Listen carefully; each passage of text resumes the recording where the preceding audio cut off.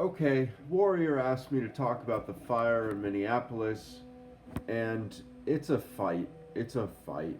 And when you fight with the police win. They have everything on their side. The district attorneys will always pick their sides. They have the idea of law and order and the default, which is that the cop is right. And when it's not true, because they're kneeling on somebody's neck and killing them, or all the police shootings where they shoot Tamir Rice while just driving up on him and shooting him right away. When all those things happen, cops by and large get away with it. And so that frustration at these cops just being able to control the world, it makes me think of feudal eras, like in medieval times when a knight could just ride his horse and could just probably fuck a peasant, and it wouldn't be like he'd just get away with rape. This is something that I believe about the Middle Ages. I have not confirmed that belief, but my belief is that knights were not some kind of like Knights of the Round Table pursuit of justice types, but instead just men with power during an age of ignorance. And once again, we're confronted with men with power during an age of ignorance. But we have less ignorance. And so there's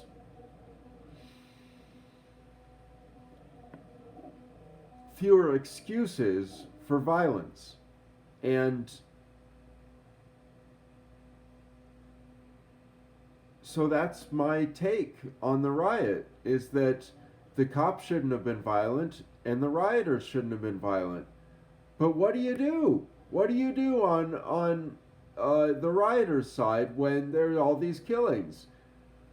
You it's all you see in your social media because everybody's in a social media bubble and we all look to the most emotional and extreme stuff because that's just a natural human thing, or at least a lot of us do. And so enough of us do that when somebody gets killed like this, the footage hits town. And then the footage gets talked about. And then your local blogger talks about it. And then your friends talk about it. And pretty soon you're burning down a police building.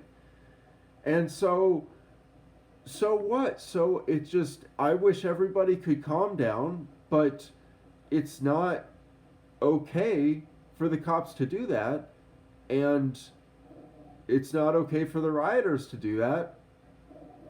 And so it would be wonderful if everybody, if we just peace on earth is all you can think about at times like this, because it's the alternatives are so bloody and awful and violent and full of tear gas. And you know, I once saw what they called an MV, I think, one of the police tanks. They are ready for riots. You will not get through a riot unscathed. The police will beat the crap out of you. So it's very scary, and that therefore it requires a great deal of bravery from the people that are in protest. But and it requires very little bravery for the cop to just stop kneeling on his neck. So it's a power dynamic, and looks like in democracies, people do not have the power. That power dynamic is not solved by our political system. And so when a police precinct burns down, there are a lot of people, I think, that cheer and go, hell yeah, one less cop station, because they kill us. And that thinking is infectious and powerful.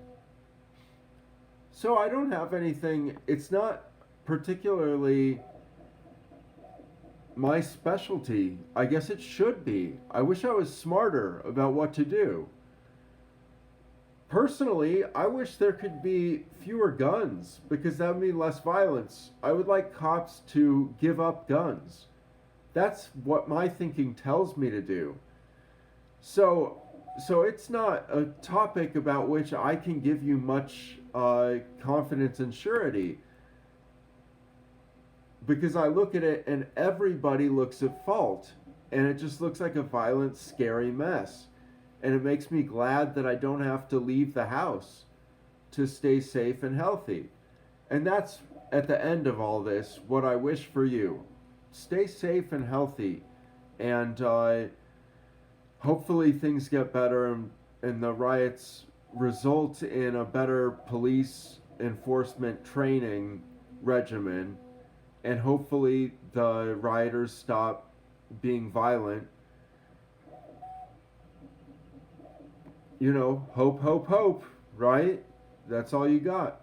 Thanks for watching. Goodbye.